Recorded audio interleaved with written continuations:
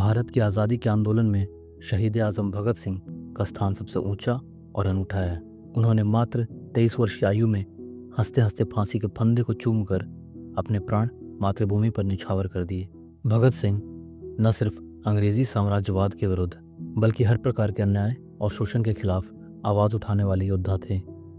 वे बचपन से देशभक्ति के जज्बे से ओतप्रोत थे और अपनी साफ सोच व दूरदृष्टि के कारण स्वतंत्रता संग्राम के सबसे प्रिय नायकों में गिने जाते हैं।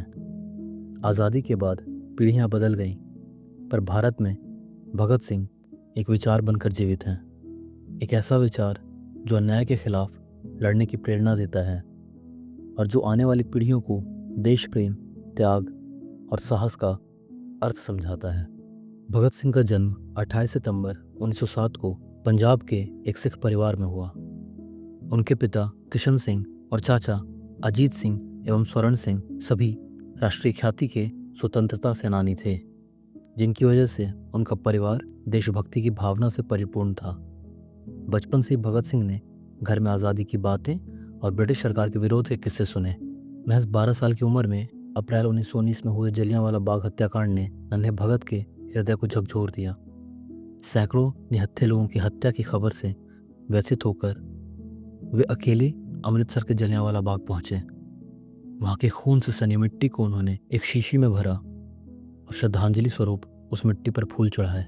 ऐसा लगता था मानो उस खून से सनी धरती को साक्षी मानकर इस बालक ने प्रतिज्ञा की कि वह इन बेगुनाहों की कुर्बानी का बदला अवश्य लेगा। वह बदला जो अन्याय के खिलाफ था और देश की अस्मिता के लिए था। जलियांवाला बाग के अलावा एक अन्य घटना जिसने किशोर भगत सिंह को प्रभावित किया वह थी 1921 में ननकाना साहिब गुरुद्वारे में निहत्थे श्रद्धालुओं का नरसंहार। भगत सिंह तब केवल 13-14 वर्ष के थे, परंतु वे इस घटना के विरोध में शामिल हुए। काली पगड़ी धारण कर उन्होंने शांतिपूर्ण ढंग से अपना रोष प्रकट किया। इसी वर्ष महात्मा गांधी के असहयोग आंदोलन ने भी उन्हें बहुत प्रेरित किया। 9वीं कक्षा में पढ़ाई के दौरान जब छात्रों को सरकारी स्कूल कॉलेज छोड़ने का आह्वान हुआ तो भगत सिंह ने खुशी खुशी लाहौर का डीएवी स्कूल छोड़ दिया और विदेशी वस्त्रों की होली जलाने के प्रदर्शन में शामिल हो गए। वे जुलूसों में हिंदू मुस्लिम एकता जिंदाबाद और गांधी जी की जय जैसे नारे उत्साह से लगाते थे। प्रारंभ से ही भगत सिंह के मन में सांप्रदायिक सौहार्द और देश प्रेम की लौ जल चुकी थी। क्रांतिकारी वीरों की कहानियों ने भगत सिंह को कम उम्र में ही संघर्ष के मार्ग पर चलने को प्रेरित किया। खासकर गदर आंदोलन के नायक करतार सिंह सराभा का उन पर गहरा प्रभाव था। भगत सिंह हमेशा अपनी जेब में करतार सिंह सराभा की तस्वीर रखते थे।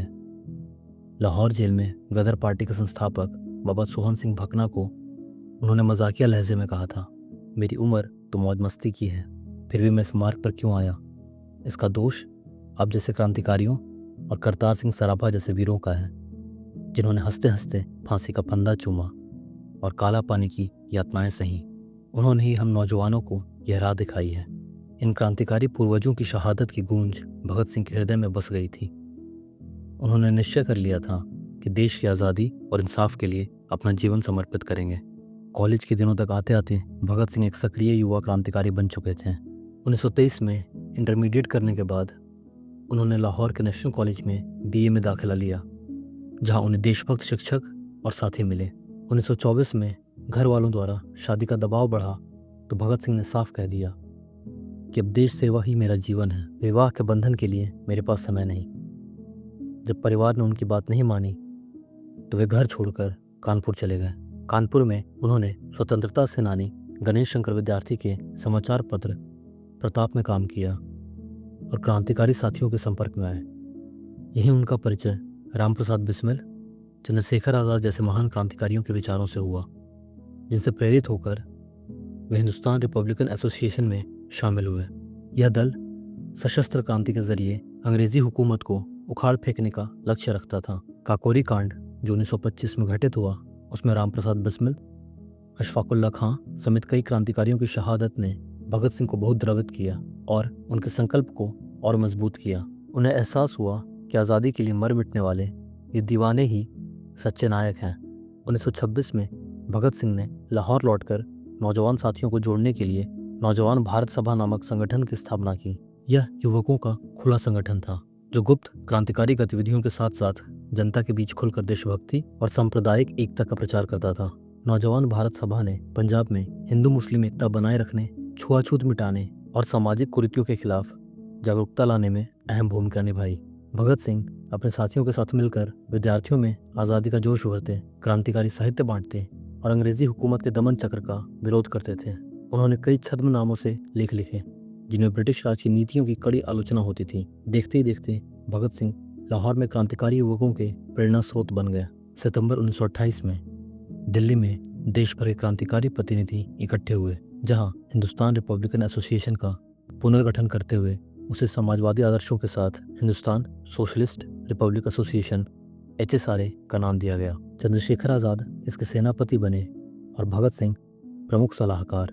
अब लक्ष्य केवल अंग्रेजों को भगाना नहीं बल्कि एक समाजवादी भारत बनाना था जहां शोषण समाप्त हो।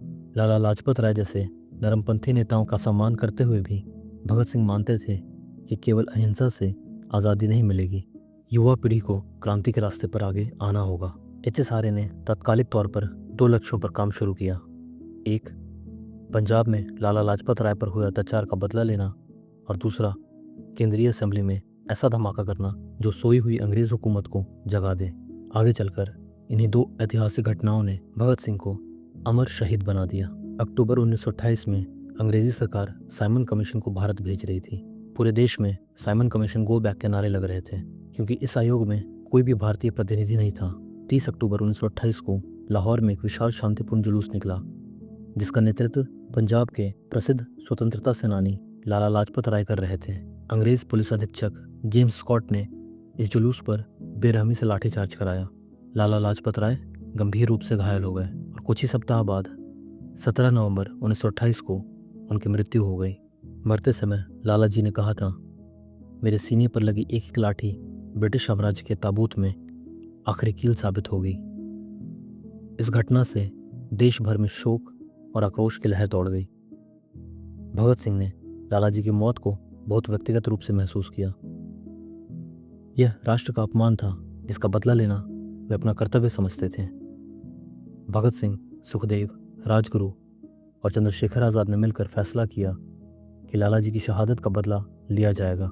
निशाना था SP स्कॉट पर, परंतु योजना के अनुसार प्रत्यक्ष कार्रवाई करते समय 17 दिसंबर 1928 की शाम स्कॉट की जगह उसके सहायक JP सैंडर्स दफ्तर से निकलते दिखे। भगत सिंह और राजगुरु ने मौके पर ही सैंडर्स को गोलियां दागी जिससे वह मौके पर ढेर हो गया। लाहौर की सड़कों पर अंग्रेज सत्ता को पहली बार खुलेआम ऐसी चुनौती मिली थी। भागते समय ट्रैफिक सिपाही चनन सिंह ने पीछा करने की कोशिश की तो चंद्रशेखर आज़ाद ने उन्हें चेतावनी दी और जब वे नहीं रुके तो आज़ाद की गोली से चनन सिंह भी मारा गया। इस तरह कुछ ही पलों में लाहौर में ब्रिटिश राज की नींव हिल गई। अगले दिन शहर की दीवारों पर एक पोस्टर चिपकाया गया जिसका शीर्षक था Saunders is dead, Lala ji is avenged, यानी सॉन्डर्स मार दिया गया है, लाला जी का बदला चुका दिया गया है। इस घोषणा ने पंजाब के युवाओं में जोश भर दिया।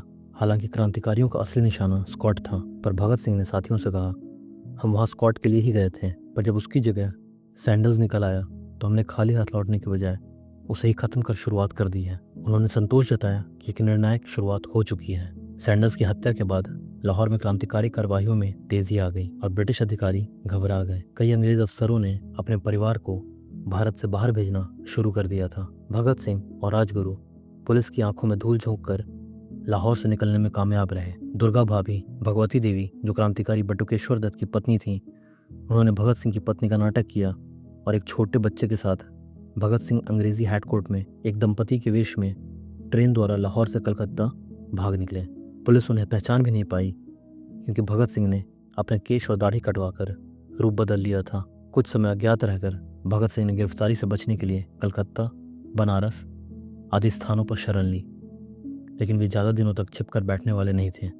अब उनकी निगाह अगले बड़े लक्ष्य पर थी। सैंडर्स की हत्या ने भगत सिंह को पूरे देश में सुर्खियों में ला दिया।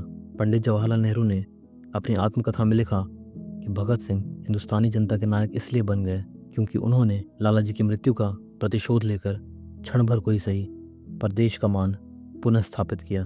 कुछ ही महीनों में पंजाब के गांव शहर ही नहीं, पूरे उत्तर भारत में भगत सिंह का नाम क्रांति का पर्याय बन गया। उनके बारे में अनगिनत लोकगीत रचे गए और उनकी लोकप्रियता अद्भुत स्तर तक पहुंच गई। सचमुच भगत सिंह युवा भारत के हृदय की धड़कन बन चुके थे। साइमन कमीशन के विरोध के साथ ही अंग्रेज सरकार भारतीयों पर दमनकारी कानून थोपने की तैयारी कर रही थी। मजदूर आंदोलन को कुचलने के लिए पब्लिक सेफ्टी बिल और ट्रेड डिस्प्यूट्स बिल लाए जा रहे थे, जिनका देश भर में विरोध हो रहा था। भगत सिंह मानते थे कि ब्रिटिश हुकूमत बहरी हो चुकी है, जिसे जगाने के लिए धमाके की ज़रूरत है। हिंदुस्तान सोशलिस्ट रिपब्लिकन एसोसिएशन ने निर्णय लिया कि केंद्र की विधानसभा में बम विस्फोट कर इन कानूनों का विरोध दर्ज कराया जाएगा। योजना थी कि ऐसे बम इस्तेमाल होंगे जो सिर्फ आवाज़ करें, किसी को जान से मारे नहीं। भगत सिंह इस कार्य के लिए स्वयं आगे आए और उनके साथी बटुकेश्वर दत्त को भी साथ रहने पर जोर दिया। दोनों ने आग्रहपूर्वक तय किया कि भागने की कोशिश नहीं करेंगे, गिरफ्तारी देकर अदालत में अपना संदेश जनता तक पहुंचाएंगे। सुखदेव जैसे कुछ साथियों को यह योजना आत्मघाती लगी, लेकिन भगत सिंह ने दृढ़ता से कहा, इस धमाके के बाद हम अपनी गिरफ्तारी को एक हथियार बनाकर जन जागृति लाएंगे। हमारा मकसद अपनी जान बचाना नहीं, अपनी जान कुर्बान करके भी देशवासियों तक अपनी आवाज़ पहुंचाना है। अंततः साथियों ने भगत सिंह के इस निश्चय के आगे सिर झुका दिया। 8 अप्रैल 1929 का दिन इतिहास में दर्ज हुआ। दिल्ली के केंद्रीय असेंबली हॉल में भगत सिंह और बीके दत्त दर्शक दीर्घा में पहुंचे। अंग्रेजों द्वारा काला कानून पेश किए जाने पर निर्धारित संकेत मिलते ही दोनों ने एक के बाद एक 2 बम हॉल में फेंके।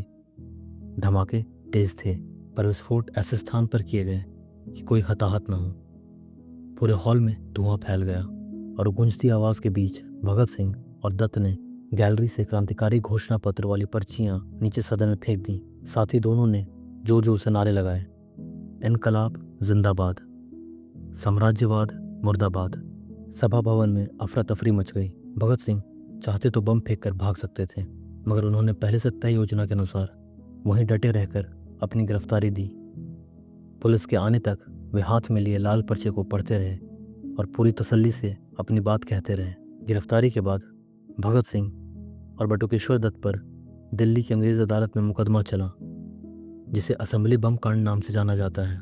इस मुकदमे को भगत सिंह ने अपना संदेश जन जन तक पहुंचाने के अवसर की तरह इस्तेमाल किया। 6 जून 1929 को दिल्ली सेशन कोर्ट में जब दोनों ने अपना ऐतिहासिक बयान पढ़कर सुनाया तो पूरे भारत के अखबारों में वह छपकर आया। भगत सिंह और दत्त ने निर्भीक होकर घोषणा की कि उनका बम फेंकना भारत की जनता की वेदना की आवाज को ब्रिटिश हुकूमत तक पहुंचाने का प्रयास था। हमने असेंबली में बम धमाके किसी को जान से मारने के लिए नहीं, बल्कि ब्रिटिश सरकार के बहरे कानों तक अपनी बात पहुंचाने के लिए किए। उन्होंने स्पष्ट कहा, क्रांतिकारियों द्वारा फेंके गए पर्चे में छपे अमर शब्द गूंज उठे। It takes a loud voice to make the deaf hear, अर्थात बहरों को सुनाने के लिए ऊंची आवाज की आवश्यकता होती है। भगत सिंह के वक्तव्य ने आगे स्पष्ट किया, revolution is an inalienable right of mankind, freedom is an imperishable birthright of all, labour is the real sustainer of society, the sovereignty of the people is the ultimate destiny of the workers, अर्थात क्रांति मनुष्य का अविच्छेद अधिकार है, स्वतंत्रता प्रत्येक मनुष्य का अमर जन्मसिद्ध अधिकार है, श्रमिक ही समाज के वास्तविक पालक हैं और जनता का आधिपत्य ही श्रमिकों का अंतिम लक्ष्य है। इस दमदार बयान ने ब्रिटिश हुकूमत को हिला दिया। बम कांड के न्यायाधीश मिडल्टन ने 12 जून 1929 को निर्णय सुनाते हुए भगत सिंह व बटुकेश्वर दत्त को आजीवन कारावास, काला पानी की सजा दी। फैसला देते समय जज ने कहा कि हालांकि अभियुक्तों ने मानव जीवन को पवित्र बताया है, लेकिन उनके कृत्य से कई लोग मर सकते थे। ये लोग फिर ऐसा कर सकते हैं, अतः इन्हें कड़ी सजा मिलनी चाहिए। भगत सिंह ने खुद कोर्ट ऑफ लॉ में दलील रखी कि उनका इरादा किसी को नुकसान पहुंचाने का नहीं था, इसलिए ये सजा अन्यायपूर्ण है। लेकिन जाहिर था कि ब्रिटिश राज उन्हें जल्द से जल्द ठिकाने लगाना चाहता था। फैसले के बाद भगत सिंह और दत्त को कैद के लिए लाहौर सेंट्रल जेल भेज दिया गया। वहां पहले से हिंदुस्तान सोशलिस्ट रिपब्लिकन एसोसिएशन के अन्य गिरफ्तारी साथी बंद थे, जिन पर सैंडर्स हत्या तथा बम षड्यंत्र का मुख्य मुकदमा शुरू होना था। लाहौर जेल में भगत सिंह ने महसूस किया कि राजनीतिक बंदियों के साथ अंग्रेज बहुत अमानवीय बर्ताव कर रहे हैं। खाने रहने की बुरी सुविधाएं, आम कैदियों जैसा दुर्व्यवहार, रस्सियों से बांधना आदि। इसका विरोध करने के लिए भगत सिंह और अन्य क्रांतिकारियों ने जेल में ऐतिहासिक भूख हड़ताल शुरू की।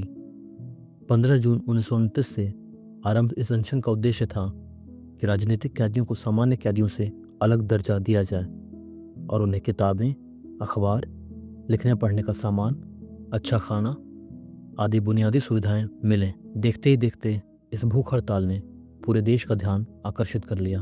अंग्रेज सरकार ने शुरू में कठोर रुख अपनाया। जबरदस्ती नाक में नली डालकर कैदियों को दूध पिलाने की कोशिशें हुई, पर अधिकतर क्रांतिकारी अड़े रहे। लगभग 63 दिनों बाद इस अनशन के दौरान एक क्रांतिकारी साथी जतेंद्र नाथ दास शहीद हो गए, जिससे देश भर में शोक और रोष की लहर दौड़ गई। आखिरकार 116 दिनों के लंबे संघर्ष के बाद भगत सिंह सहित बाकी साथियों ने 5 अक्टूबर 1929 को अपना अनशन समाप्त किया। इस अद्वितीय त्याग ने भगत सिंह और उनके साथियों को जनता की नज़र में और ऊंचा उठा दिया।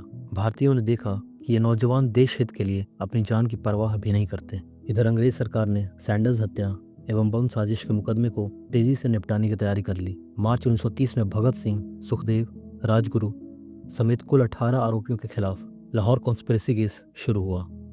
अंग्रेजों ने यह मुकदमा सामान्य अदालत में चलाने की बजाय एक स्पेशल ट्रिब्यूनल बना डाला, जिसमें 3 अंग्रेज जज थे और जिसके फैसले के खिलाफ अपील का कोई अधिकार नहीं था। इस कानून विरुद्ध न्यायाधिकरण का गठन स्वयं न्याय का उपहास था। भगत सिंह और उनके साथियों ने शुरू में न्यायाधिकरण के सामने अपना पक्ष रखा, लेकिन जब न्यायाधिकरण ने उनके नारे लगाने पर हथकड़ी लगाकर पेश करने का आदेश दिया तो क्रांतिकारियों ने न्यायाधिकरण की कार्रवाई का बहिष्कार कर दिया। भगत सिंह ने न्यायाधिकरण को दृढ़ शब्दों में कहा, आप लोग कायर और बेईमान हैं, और भारतीय न्यायाधीश को पद छोड़ने को ललकारा।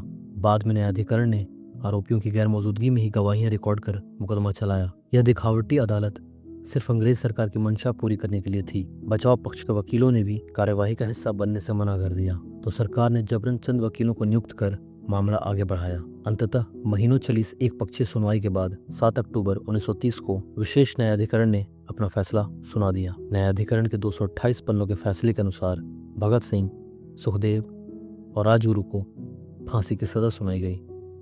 बाकी 12 अन्य आरोपियों को कम उम्र कैद आदि दंड दिए गए। फैसले की कॉपी विशेष दूत द्वारा भगत सिंह और साथियों को जेल में पहुंचाई गई, क्योंकि वे तो कार्यवाही का बहिष्कार करने के कारण अदालत में उपस्थित भी नहीं थे। जैसा तय था, अपील का हक न होते हुए भी देश भर में लोगों ने इन फांसी की सजाओं को रुकवाने के भरसक प्रयास किए। भगत सिंह के पिता किशन सिंह से लेकर महात्मा गांधी तक ने अंग्रेज हुकूमत से दया याचना करने या सजा कम करने की कोशिश की, लेकिन अंग्रेज सरकार टस से मस न हुई। भगत सिंह ने स्वयं अपने पिता द्वारा दायर क्षमादान की अर्जी का विरोध किया। वे किसी भी कीमत पर अपनी विचारधारा की जीत चाहते थे, भीख में मिली जिंदगी नहीं। उन्हें अंदेशा था कि ब्रिटिश सरकार कभी उन्हें जिंदा नहीं छोड़ेगी। इसीलिए उन्होंने अपने साथियों को पत्र लिखकर कहा कि फांसी निश्चित है तो इसे सहर्ष स्वीकार करें और इतिहास में अपनी शहादत से क्रांति का दीप जला दें। भगत सिंह केवल एक साहसी क्रांतिकारी ही नहीं, बल्कि उच्च कोटि के विचारक और लेखक भी थे। जेल के दिनों में उनका अधिकांश समय पढ़ने लिखने में बीतता था। एक साथी शिव वर्मा बताते हैं कि भगत सिंह हमेशा अपने साथ एक छोटी लाइब्रेरी रखता था। मैंने एक भी दिन नहीं देखा जब उसके पास किताब ना हो। वह हमेशा 2 चीज़ें साथ रखता, एक पिस्तौल और एक पुस्तक। भगत सिंह की माँ विद्यावती देवी भी कहती थी, वो जब भी घर आता उसकी जेबें किताबों से भरी रहती थीं। मैं मजाक में डांटती, क्या है यह सब? तो वह मुस्कुराकर जवाब देता, ये किताबें शहीदों और देशभक्तों की जीवनियाँ हैं। भगत सिंह ने अपने अल्प जीवन में सैकड़ों किताबें पढ़ डाली थीं। इतिहास, राजनीति, अर्थशास्त्र से लेकर दर्शन और साहित्य तक। उनका मत था कि दिमाग को तेज करना है तो हमेशा सीखते रहो। हर किताब को आलोचनात्मक दृष्टि से पढ़ो, आंख मूंद कर किसी लेखक की बात मत मानो। उनकी पठन पाठन की प्यास इतनी अधिक थी कि जेल में भी वे लगातार किताबें मंगवाते, नोट्स बनाते और साथियों से विचार विमर्श करते रहते थे। जेल में रहते हुए भगत सिंह ने कई महत्वपूर्ण लेख लिखे जो आज भारतीय क्रांतिकारी साहित्य की अमूल्य धरोहर हैं। इन्हीं में एक प्रसिद्ध लेख है, मैं नास्तिक क्यों हूँ, why I am an atheist. Lahore jail में फांसी का इंतजार करते हुए भगत सिंह ने यह लंबा लेख अक्टूबर 1930 में लिखा था, जिसमें उन्होंने ईश्वर में अपने अविश्वास की प्रक्रिया को तार्किक तरीके से समझाया। उन्होंने बताया कि किस तरह बचपन में धार्मिक होने के बावजूद समय के साथ वे इस निष्कर्ष पर पहुंचे कि मनुष्य को अपने दुखों के लिए किसी दैवी ताकत पर निर्भर नहीं रहना चाहिए। भगत सिंह तर्क देते हैं कि ईश्वर में विश्वास मनुष्य को कठिनाइयों में दिलासा दे सकता है, किंतु बिना ईश्वर के विश्वास के संघर्ष करना श्रेष्ठ है, क्योंकि तब इंसान को अपने बलबूते खड़ा होना पड़ता है। उन्होंने लिखा, अगर मेरा विश्वास भगवान पर होता तो शायद मेरे कष्ट कुछ कम हो जाते, पर मैं किसी छलावे की मदद से अपना बोझ हल्का नहीं करना चाहता। एक दोस्त द्वारा अंतिम समय भगवान को याद करने की सलाह पर भगत सिंह ने उत्तर दिया, नहीं, मैं ऐसा नहीं करूँगा। अपने फायदे के लिए मैं प्रार्थना नहीं करने वाला। यह आत्मसम्मान के खिलाफ होगा। उन्होंने चुनौती के स्वर में कहा कि अगर विश्वास के अभाव में उनके कष्ट भी बढ़ जाएं, तो भी वे सत्य पर डटे रहेंगे। भगत सिंह के ये शब्द उनकी अटल विचारधारा को दर्शाते हैं। मैंने यूरोप के नास्तिकों को पढ़ा है जो तमाम मुश्किलों का बहादुरी से सामना करते थे। मैं भी अपने आखिरी समय तक सीना तान कर फांसी के तख्ते पर खड़ा रहना चाहता हूँ, बिना किसी ईश्वरीय आश्रय के। भगत सिंह तर्कवाद और वैज्ञानिक सोच के प्रबल समर्थक थे। अपने लेख अधिकारों का विज्ञान और अन्य निबंधों में उन्होंने पुरानी मान्यताओं की आंख मूंदकर पूजा का विरोध किया। उनका मानना था कि प्रगति चाहते हो तो पुरानी हर बात को तर्क की कसौटी पर कसो। उन्होंने बेबाकी से लिखा, a man who stands for progress has to criticize, disbelieve and challenge every item of the old faith. Mere faith and blind faith is dangerous, it dulls the brain and makes a man reactionary. यानी जो व्यक्ति प्रगति के पक्ष में खड़ा है उसे पुराने विश्वासों की एक एक बात पर प्रश्न चिन्ह उठाना होगा, अविश्वास करना होगा, चुनौतियां देनी होंगी। मात्र आस्था, वह भी अंधी आस्था, खतरनाक होती है। यह दिमाग को सुस्त बना देती है और मनुष्य को प्रतिगामी बना देती है। उनके अनुसार आलोचनात्मक और वैज्ञानिक सोच ही समाज को आगे ले जा सकती है। भगत सिंह धर्म के नाम पर होने वाली राजनीति के भी विरोधी थे। वे एक ऐसे भारत का सपना देखते थे जो सांप्रदायिकता के जहर से मुक्त हो। जेल में लिखे युवा राजनीतिक कार्यकर्ताओं के लिए पत्र में भगत सिंह ने नौजवानों को सांप्रदायिक सौहार्द बनाए रखने, वर्गहीन समाज बनाने और मजदूर किसान के अधिकारों के लिए संघर्ष करने की सलाह दी। क्रांतिकारी गतिविधियों के साथ साथ भगत सिंह एक अनन्य पुस्तक प्रेमी थे। जेल में उन्होंने एक मोटी नोटबुक भी लिखी जिसमें विभिन्न किताबों से क्रांतिकारी विचारों के उदाहरण नोट किए थे। यह जेल नोटबुक आज भी उनकी बौद्धिक गहराई का प्रमाण है। इस नोटबुक में Karl Marx, Lenin, Tolstoy, Bakunin, William Morris, Jaishankar Prasad, Guru Rabindranath Tagore से लेकर सुखदेव आदि के संदर्भ मिलते हैं। भगत सिंह ने अपने साथियों को भी पढ़ने के लिए प्रेरित किया। फांसी से कुछ घंटे पहले जब उनके वकील अंतिम मुलाकात में आए, तब भी भगत सिंह जेल में लेनिन की जीवनी पढ़ने में तल्लीन थे। कहा जाता है कि जब जल्लाद उन्हें लेने आया तो भगत सिंह ने किताब में चिन्ह लगाकर कहा, ठहरिए, एक क्रांतिकारी दूसरे क्रांतिकारी से मिल रहा है। और कुछ मिनट बाद किताब बंद करके मुस्कुराते हुए फांसी घर की ओर बढ़े। भगत सिंह के लिखे आलेख जैसे मैं नास्तिक क्यों हूँ, सिख युवकों के नाम संदेश, युवा राजनीतिज्ञों के लिए पत्र, कोर्ट में दिए बयान आदि आज भारतीय स्वतंत्रता आंदोलन के क्रांतिकारी साहित्य में क्लासिक का दर्जा रखते हैं। इनमें उनके विचारों की गहराई, निर्भीकता और दूरदर्शिता झलकती है। भगत सिंह ने संघर्ष के साथ विचारधारा को जोड़ा। यही कारण है कि वे एक व्यक्ति नहीं, विचार के रूप में अमर हैं। लाहौर सेंट्रल जेल में 23 मार्च 1931 का दिन आ चुका था। हालांकि फांसी की तारीख 24 मार्च तय थी, फिर भी अंग्रेज सरकार ने भयवश 23 मार्च की शाम को ही भगत सिंह, राजगुरु और सुखदेव की सजाए मौत पर अमल करने का फैसला कर लिया। शाम लगभग 7 बजे तीनों को काल कोठरी से निकाला गया। 7 कैद साथी देखते रहे। भगत सिंह ने जाते जाते मुस्कुराकर आवाज लगाई, अच्छा भाई, चलते हैं, मानो किसी सफर पर जा रहे हों। फांसी घर की ओर बढ़ते वक्त तीनों ने पूरे जोश से नारा बुलंद किया, इनकलाब जिंदाबाद। उनकी आवाज इतनी बुलंद थी कि जेल की दीवारों को चीर बाहर रिहायशी इलाके तक गूंजी। प्रत्यक्षदर्शियों ने बताया कि उस वक्त जेल के आसपास भी लोगों ने नारे सुने और प्रतिध्वनि हुई, इनकलाब जिंदाबाद, भगत सिंह अमर रहे। भगत सिंह, सुखदेव और राजगुरु को एक साथ अलग अलग फांसी के तख्तों पर खड़ा किया गया। जल्लाद ने आगे बढ़कर एक एक के गले में फंदा डाला और हाथ पैर बांध दिए। अंतिम क्षणों में तीनों ने पवित्र भाव से उस फंदे को चूमा जिस पर वे झूलने वाले थे। फिर एक झटके में तख्ते खींच लिए गए। 23 मार्च 1931 को ठीक शाम 7:30 पर भारत माँ के इन तीनों सपूतों ने अपने प्राण उत्सर्ग कर दिए। जेल कर्मचारी बताते हैं कि उस क्षण के बाद आधे घंटे तक कोई एक दूसरे से बात नहीं कर सका। सब जैसे स्तब्ध थे। जेल के वरिष्ठ वार्डन चतर सिंह की आंखों में आंसू आ गए। उसने कहा, 30 साल की नौकरी में कई फांसियां देखी, पर भगत सिंह, सुखदेव, राजगुरु जैसा हंसते मुस्कुराते मौत को गले लगाने वाला कोई नहीं देखा। अंग्रेज सरकार ने भय के मारे फांसी भी गुपचुप और तय समय से उलट दी। प्रातःकाल देने के बजाय शाम को फांसी दी गई, जो अंतर्राष्ट्रीय नियमों का भी उल्लंघन था। फांसी के बाद और भी घोर अमानवीयता की गई। तीनों शहीदों के शव परिजनों को देने के बजाय ब्रिटिश अधिकारियों ने रात में ही जेल के पिछवाड़े से गुप्त रूप से बोरों में भरकर फिरोजपुर के पास हुसैनी वाला की ओर सतलज नदी के किनारे ले जाकर आधे जले हुए कोयले और लकड़ी के ढेर पर जला डाला। लेकिन गांव वालों को भनक लग गई और सैकड़ों लोग नदी के किनारे इकट्ठे हो गए। अध जले अवशेषों को अंग्रेज अधिकारियों ने आनन फानन में नदी में फेंक दिया और भाग गए। जनता ने शेष राख और अस्थियां एकत्र की। भगत सिंह की बहन व साथी जयदेव गुप्ता के नेतृत्व में अगले दिन 24 मार्च की भोर में हजारों लोगों ने रावी नदी के किनारे विधिवत तीनों शहीदों का अंतिम संस्कार संपन्न किया। उस रात हुसैनी वाला के आसमान में चिंगारियां ही नहीं, करोड़ों हिंदुस्तानियों के दिलों में स्वतंत्रता की ज्वाला धधक उठी थी। फांसी की खबर ने पूरे देश को शोक और क्रोध से भर दिया।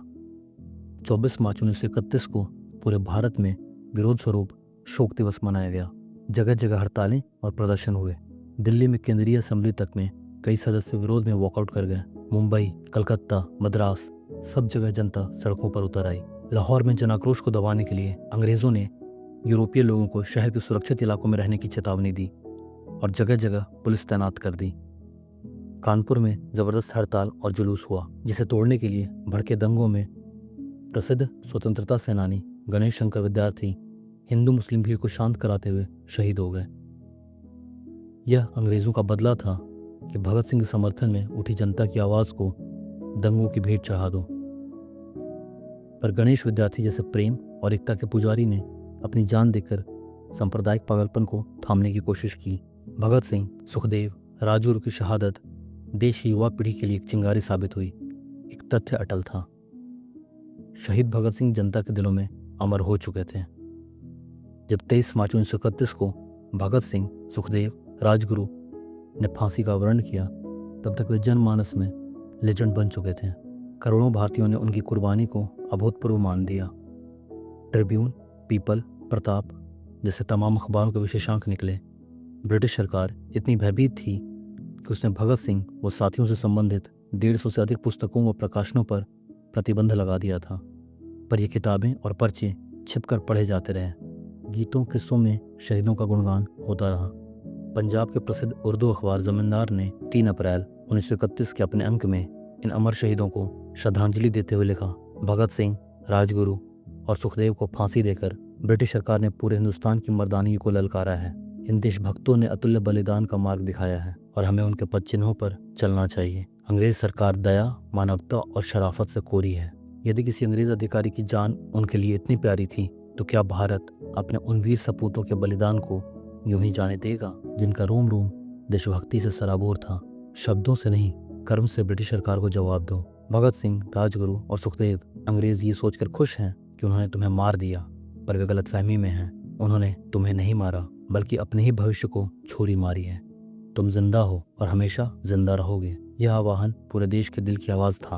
भगत सिंह की शहादत के बाद कराची में मार्च 1931 में हुई कांग्रेस अधिवेशन में एक प्रस्ताव पारित कर उनकी वीरता को सलाम किया गया। देश भर में जगह जगह उनकी स्मृति में जुलूस निकाले गए और शोक सभाएं हुई। लोग उन्हें शहीद आजम के नाम से पुकारने लगे। आगे चलकर भारत की आज़ादी के आंदोलन में क्रांतिकारियों को जिस तरह का सम्मान मिला, उसमें भगत सिंह की कुर्बानी का बड़ा हिस्सा था। उन्होंने साबित कर दिया था कि नौजवान पीढ़ी अपने देश की आज़ादी के लिए किसी भी हद तक जाने को तैयार है। आज़ादी के बाद भारत सरकार ने भगत सिंह, राजगुरु, सुखदेव के समाधि स्थल हुसैनी वाला पंजाब को राष्ट्रीय स्मारक का दर्जा दिया। हर वर्ष 23 मार्च को पूरे देश में शहीद दिवस मनाकर इन अमर शहीदों को स्मरण किया जाता है। भगत सिंह की विरासत महज आज़ादी तक सीमित नहीं है। वे आने वाली पीढ़ियों के लिए सोच की आज़ादी और अन्याय के खिलाफ संघर्ष का प्रतीक बन गए। वे नए भारत के स्वप्न दृष्टा थे, जो साम्राज्यवाद ही नहीं, सामंतवाद, पूंजीवादी शोषण, सांप्रदायिकता, हर सत्ता की बुराई से लड़ना चाहते थे। भगत सिंह आज भी करोड़ों युवाओं के आदर्श हैं। स्कूल की किताबों से लेकर लोकगीतों तक, फिल्मों से लेकर साहित्य तक, उनका चरित्र सदैव प्रेरणा देता रहेगा। सचमुच भगत सिंह मरकर भी गैलेक्सीज ऑफ इमॉर्टल्स में जा मिले, पर अपनी चमक से सदैव भारत को रोशन करते रहेंगे। भगत सिंह की जीवन गाथा हमें अनेक मूल्यवान सबक देती है। उनके जीवन से हम कुछ बहुत महत्वपूर्ण बातें सीख सकते हैं। निस्वार्थ देशभक्ति, अपने देश से बेशर्त प्रेम करना और उसके लिए अपना सर्वस्व बलिदान करने का जज्बा रखना। भगत सिंह ने अपने निजी सुख, आराम, यहाँ तक कि अपना जीवन भी देश की आज़ादी के लिए अर्पित कर दिया। उनका उदाहरण सिखाता है कि सच्ची देशभक्ति त्याग और बलिदान की मांग करती है। निडरता और साहस, अन्याय और उत्पीड़न के खिलाफ डटकर खड़ा होना, बिना किसी भय के सच के लिए लड़ना। भगत सिंह ने फांसी के फंदे को मुस्कुराते हुए गले लगाया और अंतिम क्षण तक बहादुरी व अटलता दिखलाई। उनका जीवन बताता है कि डर पर विजय पाकर ही महान कार्य किए जा सकते हैं। विचारशीलता और ज्ञान, गहन अध्ययन, आलोचनात्मक चिंतन और स्पष्ट विचारधारा रखना भी उतना ही जरूरी है जितना शारीरिक साहस। भगत सिंह ने सैकड़ों पुस्तकों का अध्ययन कर अपनी सोच को प्रखर बनाया और तर्क के आधार पर हर बात को परखा। उन्होंने लिखा है कि हमें पुरानी रूढ़ियों को आंख मूंद कर नहीं मानना चाहिए, बल्कि तर्क संगत तरीके से अपने विचार बनाने चाहिए। उनकी कहानी युवाओं को बौद्धिक रूप से जागरूक और विचारशील बनने की प्रेरणा देती है। समानता और मानवता, भगत सिंह ने हर तरह के भेदभाव, फिर वह जाति का हो, धर्म का या आर्थिक का, विरोध किया। वे हिंदू मुस्लिम एकता के प्रबल समर्थक थे और समाज के दबे कुचले वर्गों को गले लगाने को तैयार थे। नौजवान भारत सभा के जरिए उन्होंने छुआछूत मिटाने और दलितों पीड़ितों को बराबरी दिलाने का काम किया। उनसे हम सीखते हैं कि सच्चा देश प्रेम तभी संभव है जब हम समाज के हर वर्ग के प्रति इंसाफ और मानवता का भाव रखें। भगत सिंह मात्र 23 वर्ष की उम्र में वह कर दिखाते हैं जिसे करने का साहस कई बड़े बड़े लोग नहीं जुटा पाते। उन्होंने सिद्ध किया कि युवा पीढ़ी राष्ट्र में क्रांतिकारी बदलाव ला सकती है। उनकी शहादत ने देश के युवाओं को अपने अधिकारों और कर्तव्यों के प्रति जगाया।